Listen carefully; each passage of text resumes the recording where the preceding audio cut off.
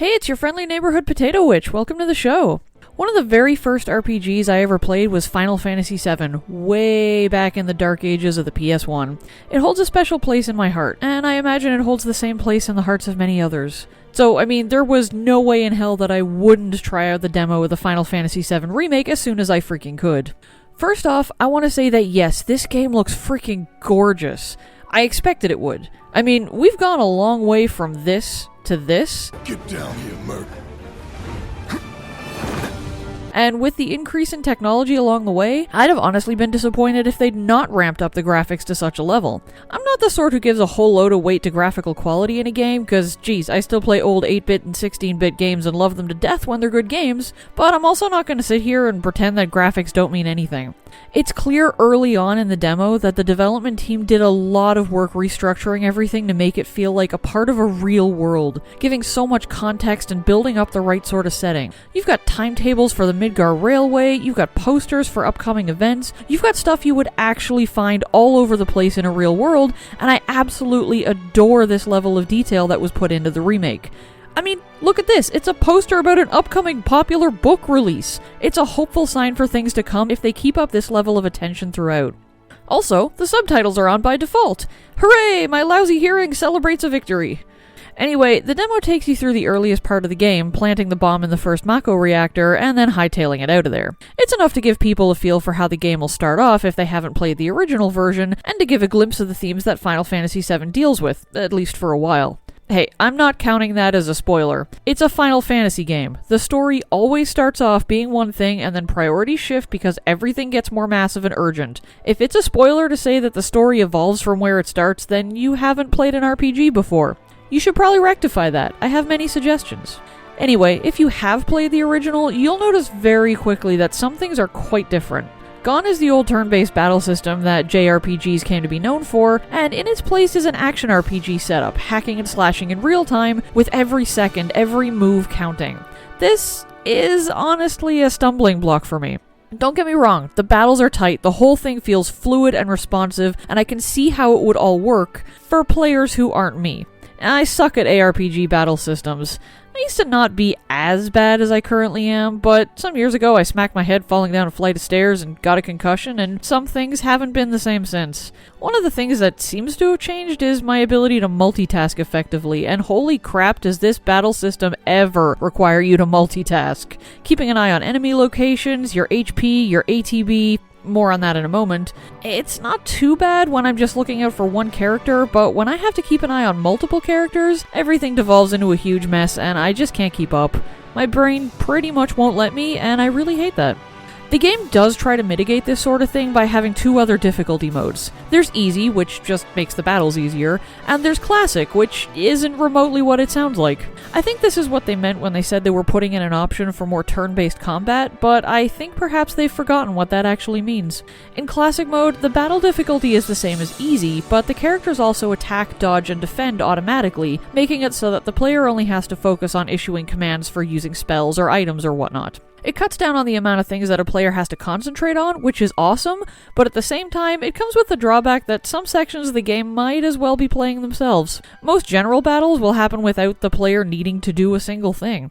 Now, happily, you can change the difficulty settings at any time, so if you want to start easy and work your way up as the game goes, that's an option, and that is great. But I'm not going to pretend that I'm thrilled to have a remake of one of my favorite games done with one of my least favorite battle systems.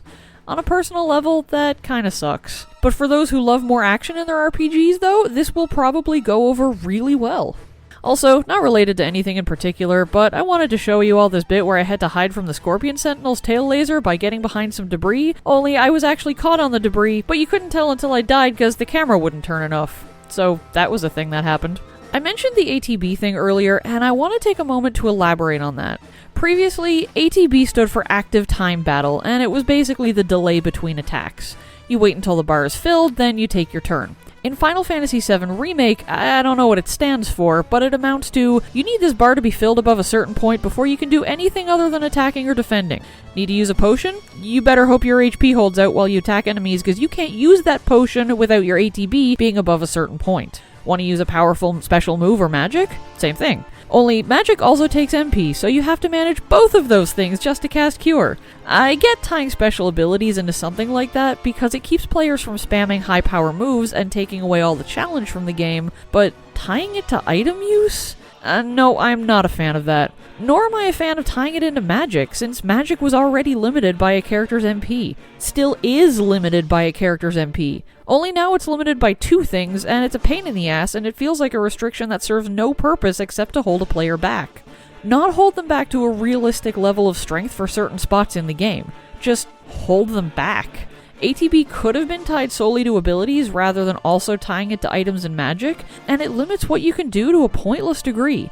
Why can't I use a potion? Oh, because I haven't hit things enough with my sword, haven't been in the battle long enough, despite having clear need for one based on my HP. Why can't I cast fire when I have enough MP? Same thing. I haven't done enough in the battle yet to warrant being able to use skills that will make the battles be more enjoyable. Restrictions promote strategy, yes, but greater restrictions don't automatically mean better strategy. I would be really happy if this feature got patched out of the full game, I really would. Overall, it was a really good demo. It looks good, I love the amount of detail that's been put into the project, and despite my dislike of the battle system, I am excited to play the full game upon release. It was, for all intents and purposes, a really damn good demo, one that people have been anxiously waiting for. One thing that it didn't do, though, is alleviate some of my concerns about how this whole project remake is being handled. Yes, I know you're probably all rolling your eyes and going, if you don't like the game, then why are you playing it? Nobody cares about your problems or concerns, nobody wants to listen to a hater, and so on and so forth. Whatever, I'm not a hater. I freaking love FF7, but loving the game doesn't mean that I'm not allowed to have concerns, and my biggest concern is the same as it's been since the beginning. If Part 1 ends right after the escape from Midgar, how will the rest of the game's story be handled?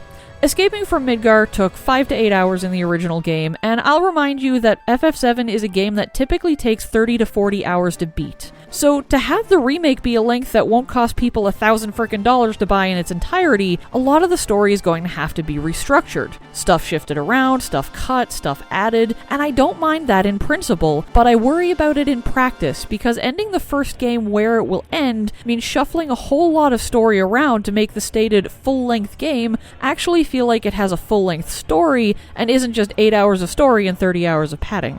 And yeah, they might do it. They might have done everything freaking brilliantly, and everything will be perfectly paced and a masterpiece of video game history. I absolutely acknowledge that this is a thing that could happen. Hell, I hope it happens. But the demo didn't do anything to show that. That's my point.